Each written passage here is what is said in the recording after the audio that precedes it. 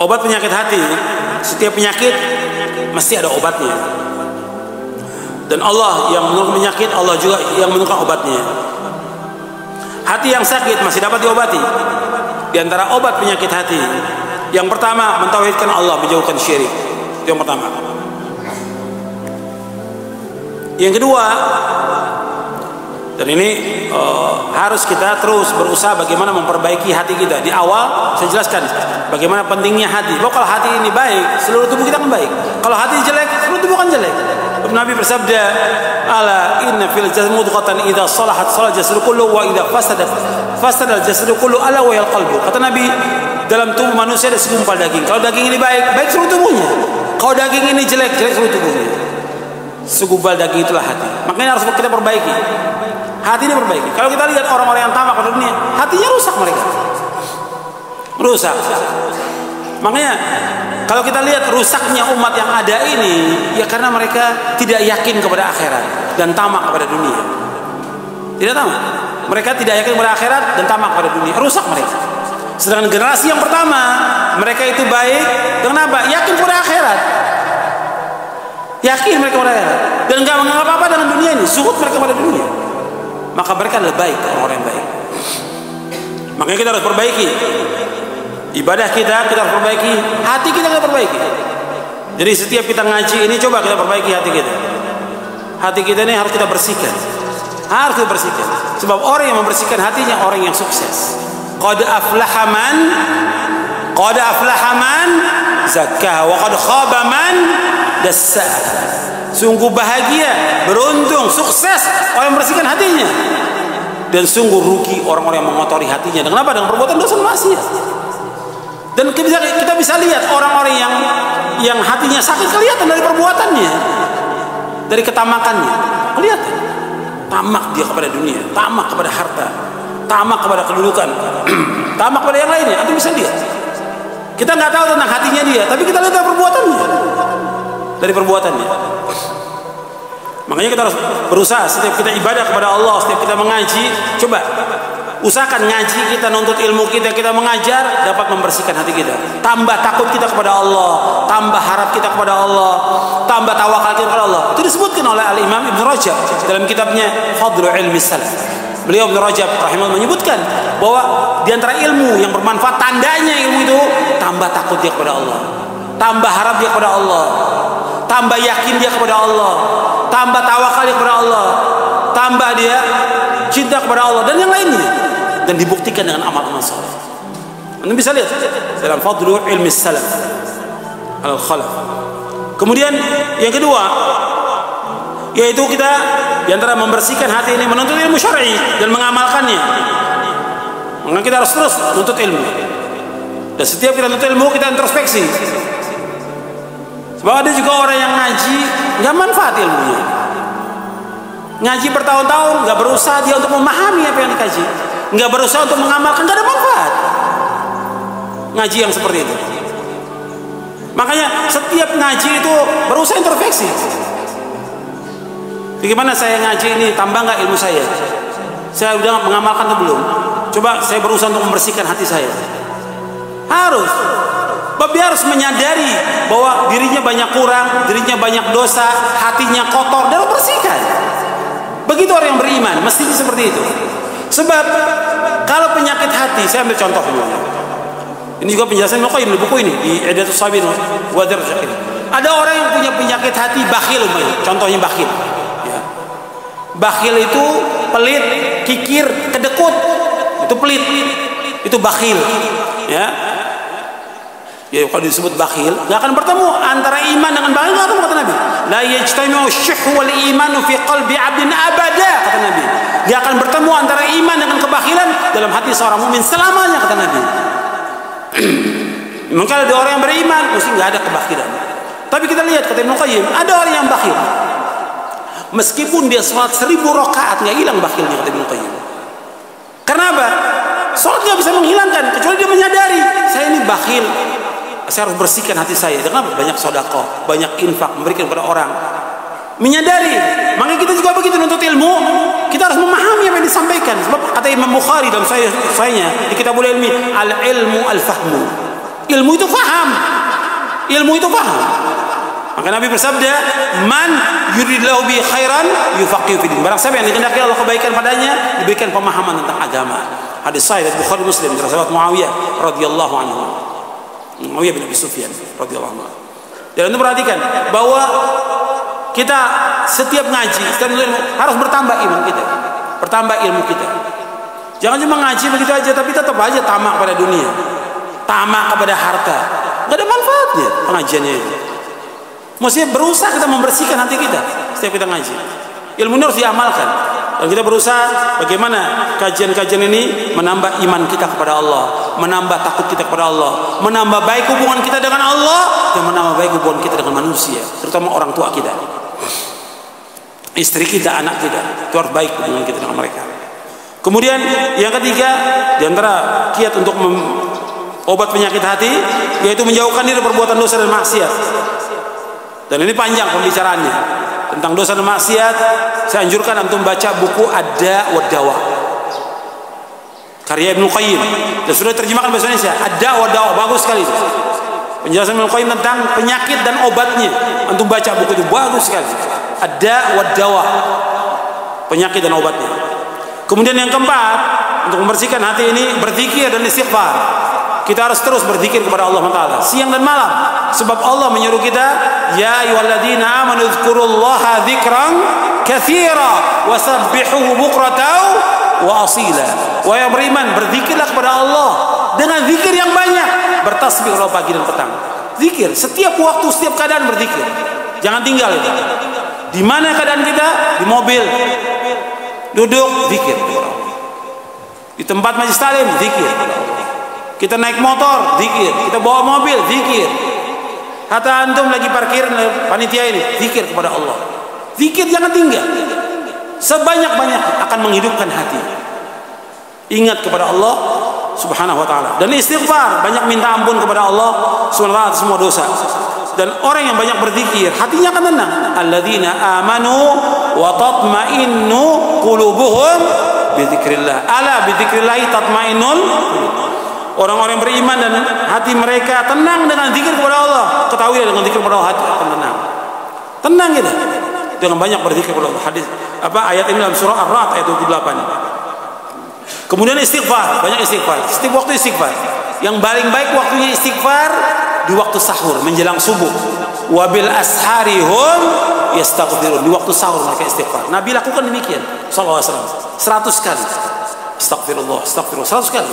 Atau astagfirullahaladzim, atau juga astagfirullahaladzim alladzi la ilaha illa huwal hayyul qayyum wa atubu ilaih 100 kali kita baca. Nabi dalam sehari istighfar dan taubat kepada Allah 100 kali. Itu kita lakukan. Banyakkan istighfar kepada Allah. Dan setan itu akan kalah dengan kita banyak zikir dan istighfar. Kalah dia. Dengan banyak zikir, istighfar kalah. Makanya Nabi memberikan perumpamaan, zikir ini seperti benteng yang kokoh. Nabi memberikan perumpamaan, setan itu mengejar.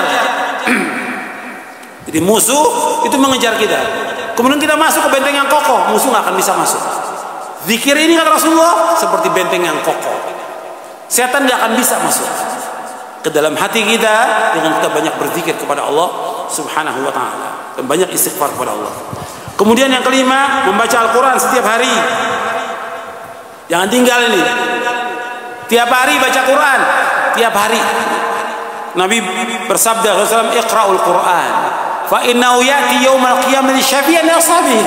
Bacalah Quran, karena Al-Quran memberikan syafaat kepada orang yang membacanya pada hari kiamat. Kita harus baca Al-Quran, terutama surah apa? Al-Baqarah. Al-Quran tetap kita baca, Al-Baqarah juga kita baca. Artinya surah yang lain juga kita baca. Al-Baqarah tiap hari juga kita baca. Kata Nabi SAW dalam hadis yang sahih yang diriwayatkan oleh Imam Muslim, "La taj'alu buyutakum maqabira, inna syaitana yanfiru minal bait alladhi tuqra'u fi suratul Baqarah." Dan kamu jadikan rumah kamu seperti kuburan, sesungguhnya setan lari dari rumah yang dibacakan surah Al-Baqarah. Baca Al-Baqarah. Setan akan lari dari rumah yang dibacakan surah Al-Baqarah. Ya, tiap hari seorang muslim harus baca Quran. Itu ingat itu. Jadikan jadwal rutin. Pagi baca, siang baca, sore baca, malam baca. Kalau nggak mampu itu pagi pada subuh baca, yang kedua pada maghrib baca. Antum baca, istri antum baca, anak antum tiap hari. Perhatikan ini. Jadi pulang kerja jam 4 udah pulang kerja. Jangan pakai lembur, nggak ada lembur. Jam 4 sudah pulang, antum mandi, antum baca zikir sore. Duduk sampai maghrib. Pada maghrib kumpul dengan istri.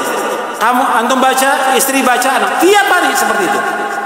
Nikmat rumah tangga yang seperti itu. Nikmat. Dan ini yang diajarkan oleh para ulama salaf seperti itu. Pagi mungkin gak sempat karena kita mau kerja, mau dagang. Si ibu juga sibuk, anaknya mau sekolah, bikin sarapan. Sebentar baca berapa ayat baca. Kemudian nanti kalau kita waktu pada asar luang samping zikir baca lagi murojaah. Kalau antum bisa menghafal, antum masukkan satu ayat. Saya minta pada yang hadir ini satu ayat. Nggak banyak, satu ayat satu hari, satu ayat. Nggak bisa satu minggu satu ayat, masa nggak bisa? Satu pekan satu ayat, masa nggak bisa? Coba antum usahakan untuk hafal. Satu pekan satu ayat, jadikan rutin. Insya Allah hati antum akan hidup dengan Quran ini, akan hidup. Akrab kita dengan Quran, sebagaimana para ulama salaf akrab dengan Quran. Kalau sekarang cuma label doang, ya, label salaf baca Quran nggak pernah, nggak bisa baca Quran. Serunya apa?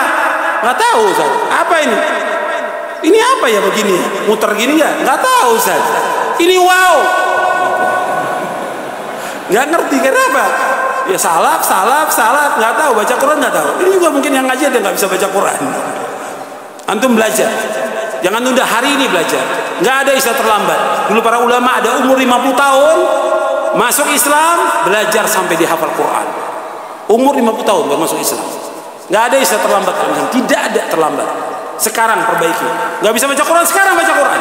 Sekarang belajar, cari guru, datangi ke masjid. Datang, nggak ada istilah malu, nggak ada malu dalam kebaikan, nggak ada malu.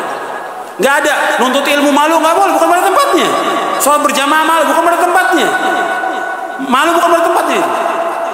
Jadi antum belajar, baca Al-Quran. Karena antum kalau nggak bisa baca, gimana antum mengajarkan anak, istri? Harus bisa. Antum sebagai pemimpin laki-laki ini, dan kita wajib menjaga diri kita dan keluarga kita. Kenapa? Ya ayyuhalladzina amanu qu anfusakum wa ahlikum nar. Wahai yang beriman, jaga diri kamu dan keluarga kamu dari neraka. Mulai sekarang antum harus bisa baca Al-Quran dan lancar bacanya. Dan harus berusaha di samping baca menghafal. Yang keenam untuk membersihkan hati kita, taubat kepada Allah setiap hari, bertaubat. Nabi bertaubat kepada Allah 100 kali. Dan Nabi juga membaca Rabbighfirli wa tub alayya innaka antat tawwabul ghafur. Rabbighfirli wa tub alayya innaka antat tawwabul ghafur. Ini bacaan ini antum bisa baca setelah selesai sholat duha. Nabi selesai sholat duha baca ini. Sebagian diriwayatkan oleh Imam An-Nasai dalam kitabnya Sunan Al-Kubra, dan sahih riwayatnya.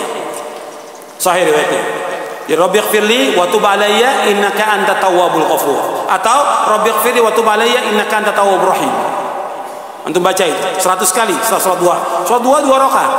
Waktunya setelah matahari agak tinggi. Jam 8 atau jam 7 lewat, jam 8 antum sholat 2 rakaat. Nabi menganjurkan demikian kepada Abu Hurairah, Abu Dzar, dan yang lainnya, Abu Darda, untuk sholat duha.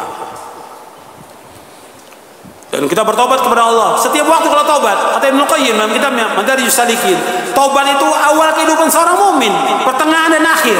Kita terus tobat kepada Allah terus. Sepanjang perjalanan hidup kita harus terus tobat kepada Allah. Kita ini banyak dosa, banyak salah. Saya dan antum sama. Harus terus kita istighfar dan minta ampun kepada Allah semua dosa kita. Terus. Gak boleh kita merasa bahwa saya ustadz, saya penuntut ilmu, gak dosa. Kita banyak dosa, mungkin kita lebih banyak daripada orang lain dosanya.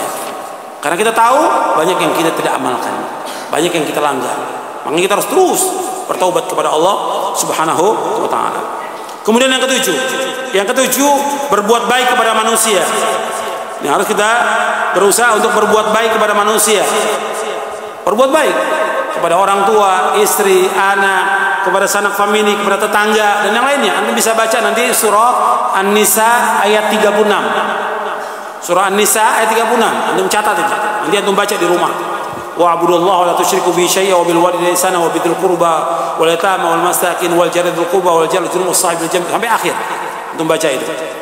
Bagaimana kita disuruh berbuat baik kepada orang tua, berbuat baik kepada tetangga, pada sanak kerabat, tetangga yang dekat, tetangga yang jauh, anak yatim, ibnu sabil, dan yang lainnya.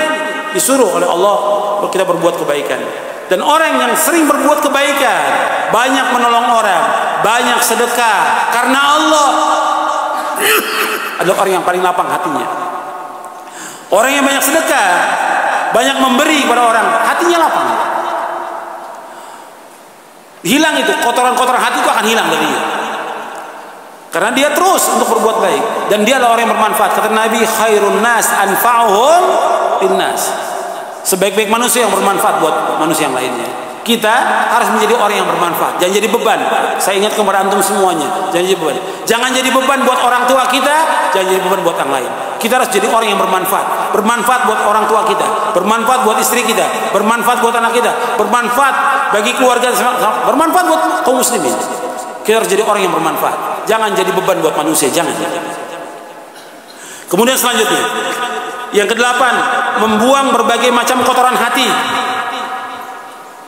Kita harus buang ini semua kotoran-kotoran hati, ya, seperti cinta dunia, ketamakan, kesombongan, ujub, bangga diri, dikuasai hawa nafsu, hasad, dengki, iri, bakhil, pelit, kikir, kedekut, sifat nifak, sifat ria, sifat sum'ah, senang pamer, sifat pengecut, sifat curang, tidak jujur. Ini semua penyakit hati yang harus dihilangkan, dan kita harus menghilangkan.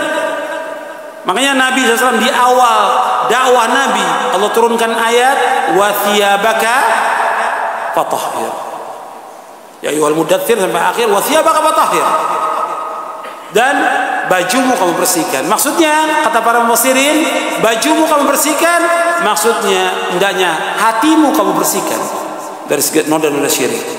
Karena belum ada kewajiban sholat, belum ada kewajiban sholat yang 5 waktu, belum ada kewajiban sholat 5 waktu ketika 3 tahun Nabi menjelang hijrah ke Madinah. Jadi bersihkan hati kita. Kata para mufassirin tentang ayat ini, wa thiyabaka fatahhir, maknanya ada 5. Yang pertama, bersihkan hatimu dari kotoran syirik, ria, cinta dunia, ketamakan, bersihkan.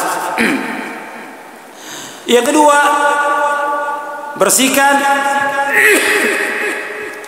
akhlakmu dari akhlak yang jelek kepada akhlak yang baik. Yang ketiga, bersihkan amalmu. Jadi amal-amal ini harus kita bersihkan dari yang gak sesuai dengan sunnah Nabi Sallallahu Alaihi Wasallam.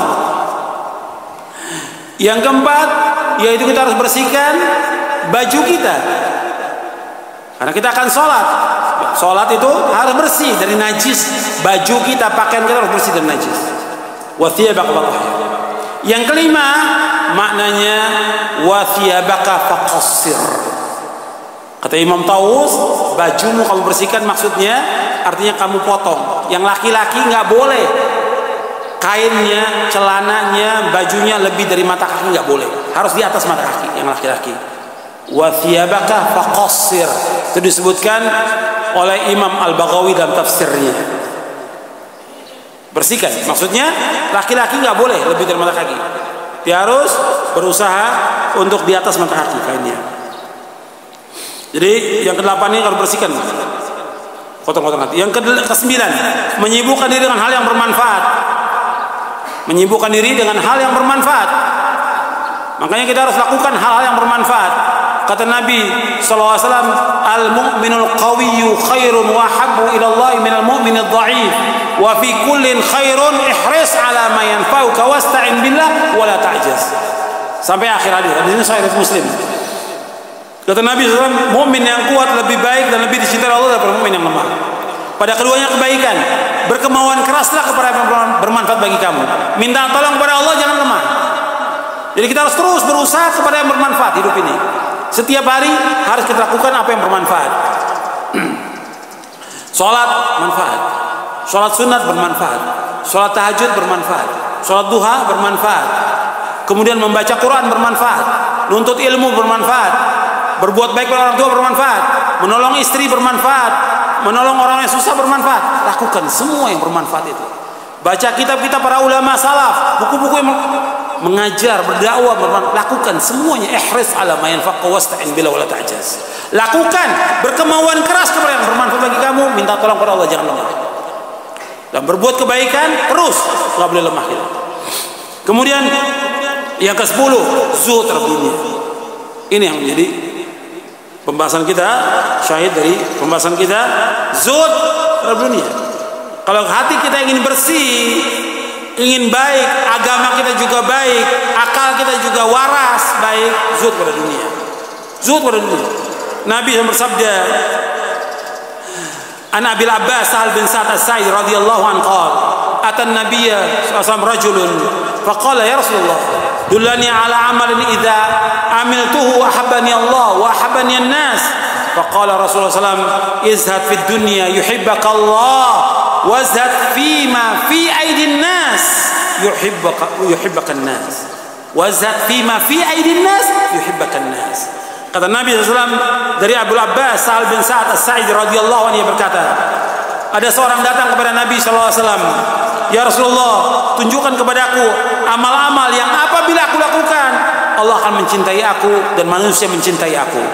Allah mencintai aku, manusia juga mencintai aku. Kata Rasulullah SAW, izhad fid dunya yuhibbakallah. Kamu zuhud kepada dunia, Allah akan cinta kepada kamu. Wazhad fima fi aidin nas yuhibbakan nas. Dan kamu zuhud kepada apa yang di tangan manusia, maka manusia akan mencintai kamu. Hadis ini hasan diriwayatkan oleh Ibnu Majah, Al-Hakim.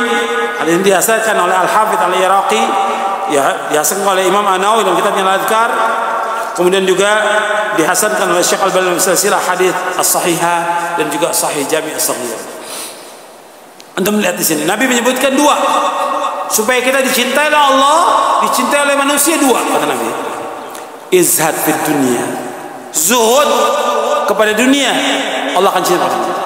Yang kedua, zuhud dengan apa yang di tangan manusia, manusia akan cinta pada kita. Zuhud kepada dunia, kata Syekhul Islam Ibnu Taimiyah, yang dikatakan zuhud yaitu meninggalkan segala sesuatu yang tidak bermanfaat di akhirat. Meninggalkan segala sesuatu yang tidak bermanfaat di akhirat. Ya, apa yang nggak bermanfaat tinggalkan. Kalau amal-amal saleh bermanfaat kita lakukan. Yang nggak bermanfaat, kita butuh umpamanya rumah 1, dibangun rumah 5. Ini nggak bermanfaat di akhirat. Coba yang rumah 4 ini dikasih orang miskin. Atau kalau dia nggak mau, sudah dia jual, dia wakafkan buat masjid atau buat sekolah yang jadi wakaf dia jadi sedekah jariyah buat dia di akhirat. Nggak manfaat. Dia punya butuh mobil 2, memang kebutuhan dia 2 mobilnya, karena dia punya mobil 5, bahkan yang 1 mobil balap lagi, harganya miliaran. Nggak bermanfaat di akhirat. Buat apa dia beli mobil itu? Mendingan dijual mobil itu, dibagikan buat pondok-pondok. Salah. Itu harga mobil 3 miliar bisa dijual dan bisa dibelikan mungkin mobil 20 mobil, dibagi pondok-pondok salah, manfaat buat mereka karena mereka butuh buat kendaraan operasional, butuh mereka. Jadi tinggalkan apa yang nggak bermanfaat, yang lebih dari kita nggak tinggalkan. Jual, manfaatkan buat kita di akhirat. Zuhud, meninggalkan apa yang tidak bermanfaat di akhirat. Kalau wara, meninggalkan apa yang berbahaya di akhirat. Itu wara. Itu dijelaskan oleh Syekhul Islam dalam Majmu' Fatawa di juz yang ke-10. Kemudian seorang muslim tidak boleh terberai dengan dan tidak boleh tertipu dengan gemerlapnya dunia yang fana dan juga fata morgana. Nggak boleh kita tertipu dengan dunia ini, nggak boleh tertipu. Dan Allah menyebutkan dalam surah Fatir ayat 5, ya ayuhan nas inna wa'dallahi haqq fala taghurrannakumul hayatud dunya wala yughurrannakum billahil gharur. Wahai manusia, sungguh janji Allah itu benar. Jangan kehidupan dunia memperdayakan kamu, dan janganlah setan yang pandai menipu memperdayakan kamu tentang Allah Taala. Jadi jangan kita tertipu dengan dunia. Kemudian yang ke-11, kita banyak berdoa kepada Allah. Berdoa agar Allah membersihkan hati kita, agar Allah memberikan petunjuk, ketakwaan, kecukupan kepada kita. Allahumma inni as'alukal huda wa tuqa wal afafa wal ghina. Allahumma inni as'alukal huda wat tuqa wal afaf. Ya Allah, aku minta Engkau petunjuk. Wa tuqa, ketakwaan. Al afaf, terpilih diri. Wal ghina, kecukupan. Cukup. Dan kita harus zuhud dengan dunia ini, harus zuhud dengan dunia. Dan untuk lihat baiknya generasi pertama dengan zuhud. Kata Nabi SAW dari sahabat Abdullah bin Umar, dia memarfukan hadis ini kepada Nabi. Sebagian ulama mengatakan bahwa di sini perkataan Ibnu Umar, sebagian mengatakan ini marfu sampai ke Rasulullah. Kata Ibnu Umar radhiyallahu anhuma, salahu awwali hadhil ummah bizuhdi wal yaqin wa halaku akhiriha bil bukhli wal amal. Baiknya generasi yang pertama di umat ini dengan zuhud dan keyakinan, dan hancurnya atau rusaknya atau binasanya akhir umat ini dengan sebab bakhil, pelit, kikir, kedekut, wal amal, dan panjang angan-angan. Hadis ini hasan diriwayatkan Imam Tabrani dan dihasankan oleh Syekh Al-Albani dalam silsilah hadits as-sahihah di juz yang ke-7. Hadis ini diriwayatkan Imam Tabrani dalam Mu'jam Al-Awsat. Kemudian ikhwani azakumullah, yang terakhir yang perlu saya ingatkan, kecintaan manusia kepada harta ini membinasakan. Nabi pernah menunjukkan kepada sahabat dinar dan dirham. Kata Nabi, inna hadzal dinara wa dirhama ahlaka man kana qablakum wa huma muhlikakum. Kata Nabi, dinar, mata uang emas dan mata uang perak pernah membinasakan orang-orang sebelum kamu, dan keduanya akan membinasakan kamu, kata Rasulullah. Maka kita wajib hati-hati pada harta. Fitnah yang terbesar masalah uang, masalah harta, kata Nabi, inna likulli ummatin fitnah wa fitnatu ummati alma. Setiap umat ada fitnahnya. Fitnah umatku masalah harta. Anda ingat ya? Fitnah umat ini masalah harta. Yang kedua masalah apa? Wanita. Yang pertama harta, yang kedua wanita. Saya sebutkan harta yang pertama karena dua-duanya cinta kepada harta. Wanita dan laki-laki cinta kepada harta. Yang kedua fitnah wanita. Laki-laki terfitnah dengan wanita. Kata Nabi, ma taraktu ba'di fitnatan hiya adarru 'ala rijali minan nisa, muttafaqun alaih. Kata Nabi, tidak aku tinggalkan fitnah yang lebih berat bagi laki-laki melainkan wanita. Fitnah harta, fitnah wanita. Maka dalam satu hadis Nabi sebutkan dua-duanya. Dalam hadis yang sahih yang diriwayatkan oleh Imam Muslim dari sahabat Abu Sa'id Al-Khudri radhiyallahu anhu, Nabi bersabda, inna dunya hulwatun khadirah wa inna Allaha mustakhlifkum fiha fayanzuru kaifa ta'malun. Fattaqud dunya wattaqun nisa fa inna awwala fitnati bani Israil kanat fin nisa. Kata Rasulullah SAW, sesungguhnya dunia ini indah dan manis. Indah dan manis dunia ini. Menipu manusia, indah dan manis. Tapi akibatnya kata Nabi seperti apa tadi? Seperti kotoran. Dan kalau saya bacakan ayat juga banyak. Nabi menyebutkan tentang dunia ini seperti tanaman yang indah, subur, menyenangkan penanamnya, kemudian hancur. Itu dunia seperti itu. Indah, tapi kemudian hancur setelah itu. Sebentar aja. Dunia ini manis dan indah kata Rasulullah. Dan Allah menjadikan kalian untuk memakmurkan dunia ini. Dan Allah akan lihat bagaimana kalian melaksanakannya di dunia ini. Karena dunia mazratul akhirah, ini bukan hadis. Ya. Dunia ini mazrah, ladangnya buat akhirat, untuk kita beramal dunia. Allah akan lihat bagaimana kamu beramal dalamnya. Kemudian kata Nabi, fattaqud dunya wattaqun nisa. Kalian hati-hati kepada dunia, hati-hati kepada dunia, dan hati-hati kepada wanita. Sesungguhnya fitnah pertama kali Bani Israil disebabkan karena wanita. Fitnah. Jadi ikhwani fiddin, azakumullah, kita hati-hati kepada dunia ini. Dunia ini merusak hati kita, merusak agama kita, lebih merusak daripada serigala. Merusak. Makanya kita dalam hidup ini zuhud kepada dunia ini. Dan kita sekedarnya, yang penting bagaimana kita beribadah kepada Allah.